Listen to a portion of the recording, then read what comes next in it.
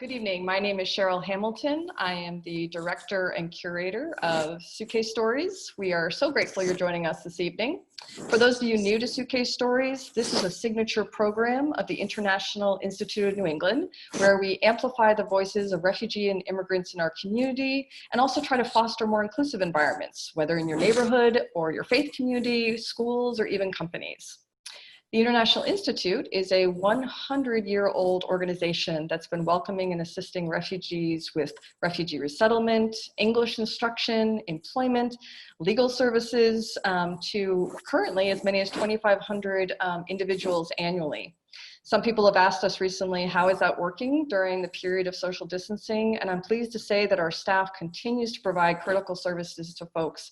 We've done emergency food distribution. We've supported people in filling out unemployment applications. We're teaching English still online, and many people are signing on and continuing to improve their literacy. We've processed many actually, legal application work because it's more critical than ever. So to learn more about the International Institute, you can go to iine.org, and to learn more about Suitcase Stories, you can visit suitcasestories.org.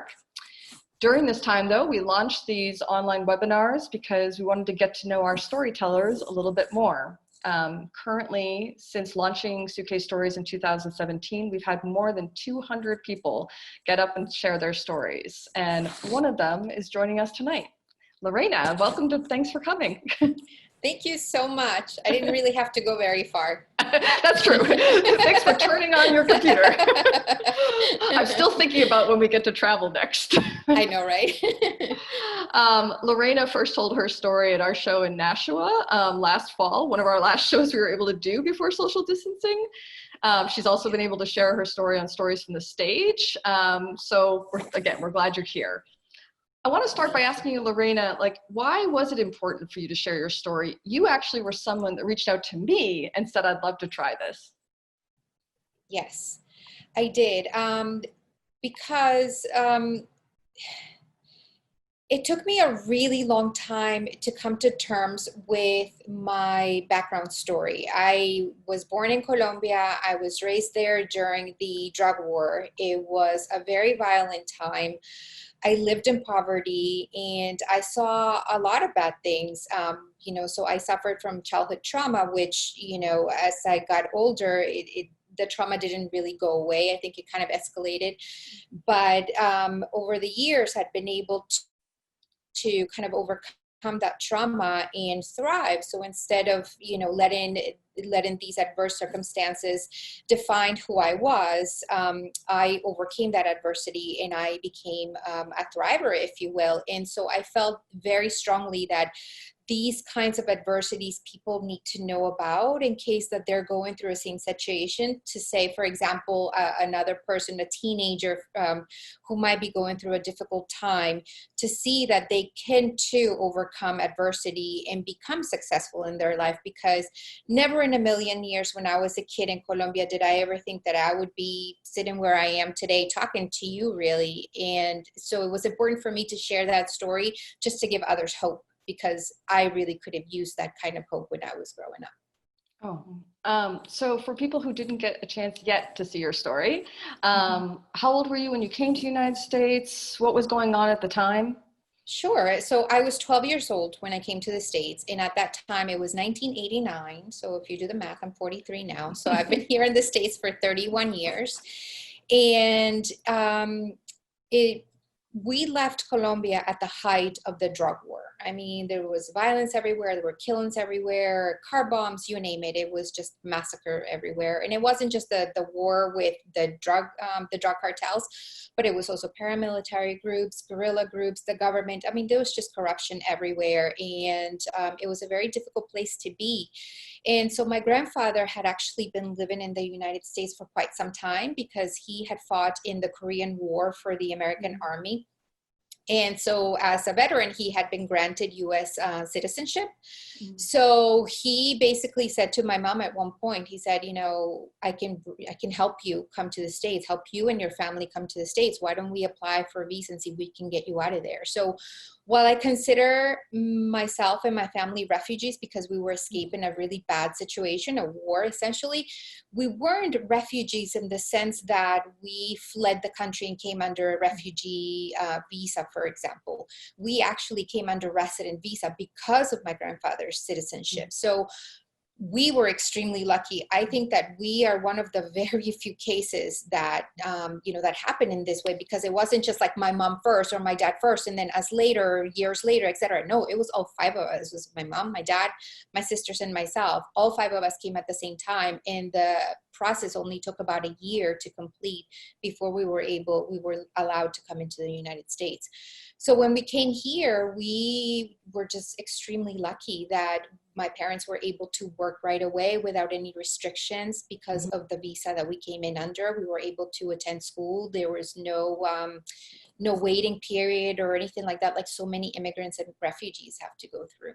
No, absolutely. I often remind people that right now in the world, I mean, there's over 26 million refugees, and that doesn't include displaced populations who have not yet crossed their border, or people like your family who are in situations of civil unrest and still couldn't get out. But the average length of time that most refugees spend like in a camp is 17 to 18 years. So when you say a year, that must have seemed for you a very long time, but as you said, it's not typical of other refugees or people that consider themselves. Exactly. I mean, I can't imagine what it's like. When I came to the States, I met a friend from Poland, and she had been a refugee who had to go to Italy for quite some time. And I think she spent, with her family, spent a few years in Italy before she was able to come to the United States. And I also met, doing ESL classes when I attended school, sixth grade. There were refugees from Cambodia and other countries. And so their stories were pretty heartbreaking. I mean, I know that I had a very adverse background, but my story in the way that we came here just did not compare to their stories. It was just unbelievable. I think that's interesting for you to say, because I think many of us who've heard your story, it seems as remarkable. And as we talk about with Suitcase Stories, everyone's story has value because it's all about universal connections and universal truths that we talk about. One of the parts of your story that will forever stick with me is that as we talk about being able to leave Colombia, was that your family saved up a lot of money in order to make that happen, because between visa fees and travel, and there was a time when that money was actually stolen out of your family's dresser, right? Yeah. So as I mentioned, we were very poor, and we were growing up in this tiny little apartment, and my grandfather had actually sent my mom dollars so that she could, so that we could pay, or that she and my dad could travel because I lived in Medellin, and you had to travel to Bogota, the capital of Colombia, to go apply for a visa, to kind of like present yourself to the American embassy and do the interview and the visa applications, plus the travel costs, etc. So he had sent money to her, and we didn't have a bank account. We were poor. There was no bank accounts or anything. You literally put the money under a mattress, if you will. Yeah. In this instance, she used to hide the money in an armoire that she had, and she had it like, full of clothes, and under the clothes or whatever, she had an envelope with the money.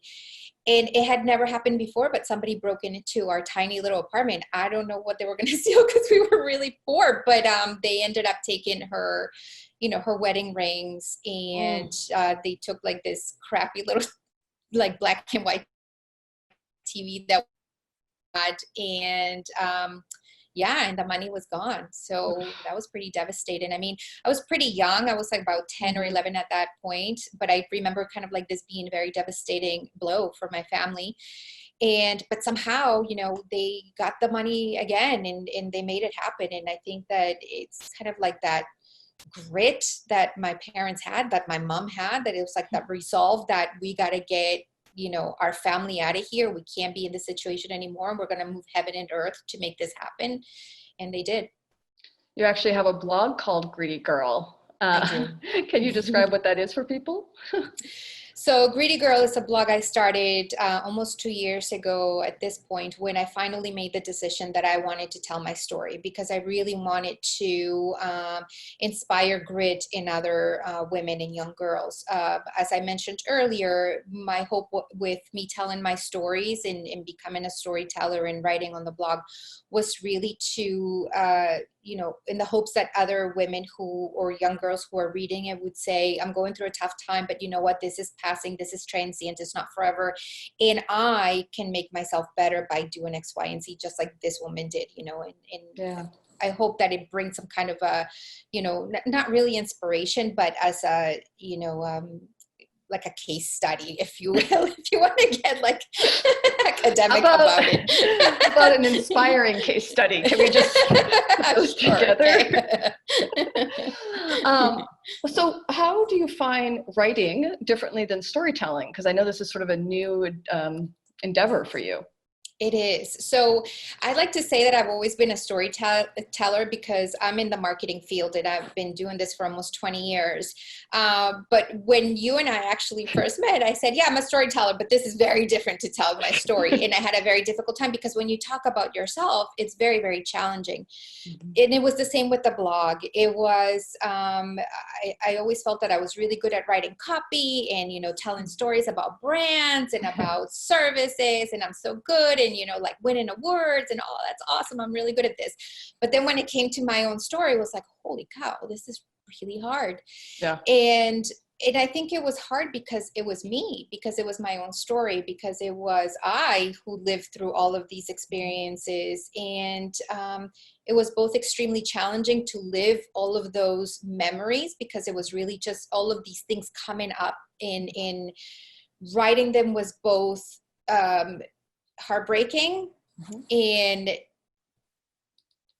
and at the same time kind of like a weight lifting off my shoulder. It was therapeutic in that way as well. So it served both as a way to release all of that tension that I've been having and the desire to get it all out and just get it out of me, because I felt that it was a story worth sharing. Yeah, for sure. There's all this research that says by sharing our stories, we actually help ourselves make meaning of events. And sometimes that's what we haven't actually settled in ourselves. So that would make a lot of sense. But as you said, as you did have trauma as a child, how have you navigated? Have there been times that it's just too much and you step away, or do you make deliberate choices about what to share or not share? So it's an interesting question, because for a long time I struggled whether I should share or not. And there was one particular incident that I shared about a few months ago, and I thought I was ready to share. And when it came out, it was an interview that I did for Medium magazine, Authority magazine through Medium. And I thought at that point, I'm ready to do this. And I did it in the interview, that it got published. And I thought, oh God, I don't know if I was ready for that. And then I really thought long and hard, and I said, you know what? I was ready then. I don't know why I'm having reservations now. This needs to be told because other people need to hear it, so that they too can feel safe in saying what they need to say to feel better about their situation. Mm-hmm. And so that was the only time so far where I felt like, oh God, maybe I overshared and I wasn't quite ready for it. But I think that since then I've really been finding it, again, very therapeutic. And the more I write and the more I share, I feel better about it. And it almost feels like a sense of duty in a way, like this is what I have to do. This is what I was meant to do at this point in my life. Right. And particularly if we don't hear enough stories coming out of people who migrated from Colombia or different parts of the world. I was just participating in a conference around changing the narrative as it affects immigration. And, we were talking about countries we hear lots of stories about, but we were saying, countries like Togo, people are less familiar with these places in West Africa, or perhaps Paraguay, or just places that aren't dominating the media. And so looking for those stories and getting them out there is really important. So I'm glad you're stewarding them forward. Does your family talk about stories, even like with your parents, about the circumstances of growing up or their immigration experiences? In public, do you mean? No, even within the family, there's some research sometimes that, or just we know this, that some immigrant families, different generations have more comfort or are more open, or just some people are less open. Yeah. So we do. I mean, my family really is my sisters and my mother. We are kind of like, even though we have family here in the United States who kind of like had grown up here or were born here, we're not as close with them. We kind of kept it was really different dynamic. So we just kind of like kept closer to ourselves, and we do talk about those things quite frequently. Because we still have a lot of family in Colombia, we talk to them, and so that kind of triggers conversations of, remember when we were there and this happened, remember, these family members that we love so much and we're still very much connected to them. So it for example, I had a cousin who died during the violence. He was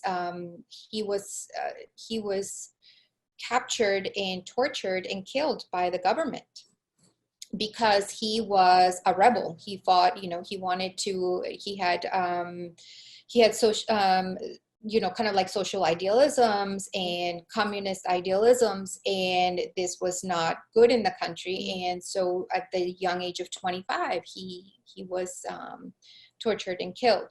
And so recently my sister was sharing some photos, and he was in many of these photos, and just briefly chatting about, remember him, we miss him, and remember what we used to do with him, or remember that, etc.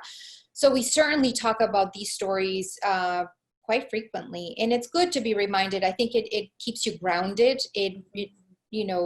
Sometimes I feel like we live in a bubble in the United States, that we don't really, not that I don't ever remember what life was like, as a kid, because I'm very grateful where I am, but it is a bubble. We're very much protected and insulated, and we don't really see what's going on out there and the struggles that people are still having. So it's nice to have these conversations to keep us honest. Right. And in your story, you talk about your two daughters, Yes. and how you're grateful and hopeful that they have a life very different than yours. When do you think you'll start sharing some of your stories with them? I mean, they're 2 and 8 right now. Yes, they are. And I've already I've already started sharing those stories. So for my oldest, as a very young age, since she was very little, I started sharing stories of how I was poor, to kind of like make her understand that everything that she has now, doesn't come easily, that there was a lot of struggle for me to be in the place where I am right now, and for her dad to be in the place that he is right now, to provide for her so that she has everything that she could ever need and that she could ever want. So I want her to understand that these things don't just fall out of the sky, that this life that we live, the safety and the comforts that we have are, a product of very hard work and the immigrant stories. And also I'm very close with my mother, and she sees her grandmother a lot. So it's important for us, all of us, to be able to share these stories with her so that she knows who she is and where her family comes from. We also took her to Colombia when she was 5 years old so that she could see, kind of like what life is like in Colombia, the differences between life in Colombia and life here in the United States. And when I told this story with you, when you and I connected, and I was so excited about telling my story with Suitcase Stories and with Stories from the Stage, she listened to the stories, and it was very difficult for me because I was kind of like practicing. And these are really, my story that I tell is pretty intense and it's powerful, but I felt that she was kind of strong enough and mature enough to hear it. And of course I had to sit down with her and have a heart to heart and explain, these things happen, but don't worry, mommy's okay. We're all safe. Everything is okay. But I think it's important that she knows, that they both know. My 2-year-old is 2, so she, eventually she'll hear these stories. But maybe her older sister will tell her. Exactly. Wow. Yeah. So we feel it's very important. No, that's great. So your husband was born in the United States, in the city you live in now. Yes. You're from Colombia. Were there any cross-cultural challenges, or how do you blend your background? No, not at all. No. Fortunately for me, he is very well traveled, and he lived abroad for many years. He lived in Japan. And so he's very familiar with other cultures, and he's very open and very comfortable in other culture, you know, being with people from other cultures, you know, having lived abroad himself and having to be kind of the outsider and learning a new language. He had to learn Japanese when he lived there, etc. So I think he very much could, you know, in a way understand me in many ways that some people may not. But having said that, I've been here for 31 years. So, Right. so I'm pretty, you know, while I'm very Colombian, I'm also very much Americanized. You know, I'm both, I straddle both worlds, I would say equally. So we've never come to a crossroads where we're like, oh my God, we can't understand each other because the culture is just so different. It didn't work out like that for us at all. You realize you just tipped that I'll have to ask him to tell stories about being in Japan and the cross-cultural experiences you have. No, nobody gets to stand near me without asking He's got fun stories. I'm sure. What is something cultural you pass down to your kids, though? Christmas. That's my favorite. So in Colombia, most people are Catholic. The majority of Colombians are Catholics. And I gave up Catholicism a long, long time ago. But there are some traditions that I really love about, you know, being Colombian and the Catholic traditions of a Colombian person.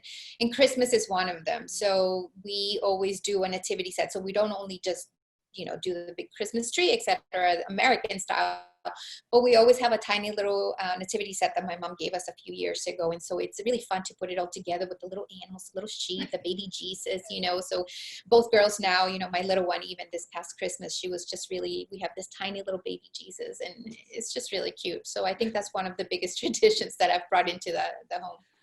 In Colombia, do they celebrate Christmas like the morning, or is the Christmas Eve bigger, or?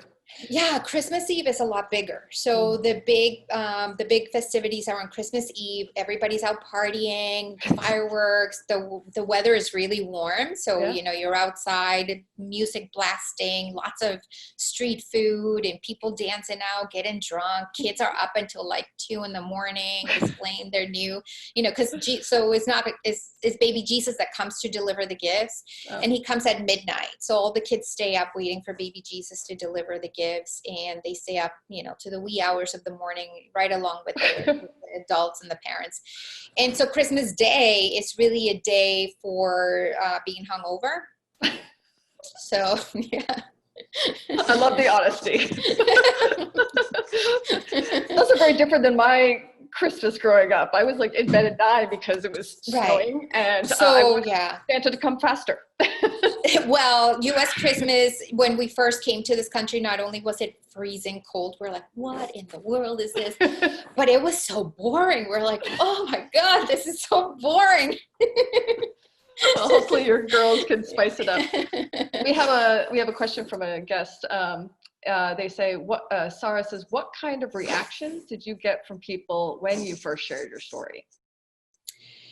You know, the reaction was overwhelmingly positive, and it was really moving. I felt it was very moving. The first time I actually told the story was in preparation to you know, to kind of like do something with IINE, and it was a local storytelling event here in Arlington, and I had 5 minutes to tell my story, and I told stories alongside Moth Story Slam winners. And one of the gentlemen came over and he said, you could be a winner. You're a natural storyteller. And I was like, wow, really? You're kidding? You are. But beyond that, it was just people saying, oh my God, that is an amazing story. You're so brave for telling that. Good for you. And so just kind of like hearing the positive reinforcement of, thank you for sharing that story. I can't believe that, you know, where you come from. I would have never guessed, or that sort of thing was, it was really moving. It was very touching. Yeah. And you're particularly good at being really conversational and relatable, which is sometimes really hard. I think why people partly compliment you is that's what they see, is that real natural. It's not a speech. It's not overly rehearsed. So I think that's one of the talents you have as a storyteller. Thank you, Cheryl. I appreciate that. So before we wrap up, your family is intercultural. Yes. What do you think we can do broadly to help communities bridge these relationships across, nationality or ethnicity? Do you have any ideas, or what have you seen that's good and works? Well, obviously, storytelling. I think that, there's a lot of rhetoric out there that is anti-immigrant, Hmm. anti-refugee, which makes me really sad to see, Hmm. because you only hear one side of the story and it dehumanizes who refugees and immigrants are. Hmm. But if you're hearing stories like what you are doing, which I commend you for what you're doing, honestly, from the bottom of my heart, Oh, same. what you're doing is unbelievable and I can't thank you enough. That type of storytelling, putting a face to those stories, really humanizes who we are. And I think we have stories that, even if you're not an immigrant, even if you're not a refugee, that could really touch your heart because they are commonalities. Like, Mm. my story is not just about me, being at war in Colombia. It's about me wanting to have a good future for my daughters, Mhm. wanting them to have safety, wanting them to have what they need, and who cannot relate to that, right? Who can't relate to that? Mhm. Who doesn't want Exactly. the best for their children? So I think that is one of the best ways to, connect, make those bridges, connect those bridges, connect those two worlds. And the other thing I think is that, like the song says, children are our future, but they are. And so I actually brought this with me, anticipated this question. There's Awesome. this little book that I have for my daughters Oh that my is called, gosh. Refugees and Migrants. And this book is amazing. So it's very candid, Mhm. and it's a very honest book, and it's very real about what refugees go through, but Mhm. it's made for kids. And I think showing these to young children, sharing these stories to young kids, is so important, because if if you kind of put that little nugget of information in their head, they're always going to have it in there, and be able to be more open to people who are not like them, and it be more curious about people who are different than they are, to learn more about who they are, and Mhm. to befriend, Mhm. other people who are different from them. And Abs- lastly, I think, companies, I think, have a big responsibility to do this. So I recently just saw that Crayola created this awesome new, box of crayons called Mhm. Colors of the World. And I was like, oh my God, this is amazing. They have all these beautiful skin color crayons, and I can't wait to share that with my daughters when it becomes available. So those are really big things that I think would go a long way. No, it's true. I always feel a little cliche saying this, but it's absolutely true.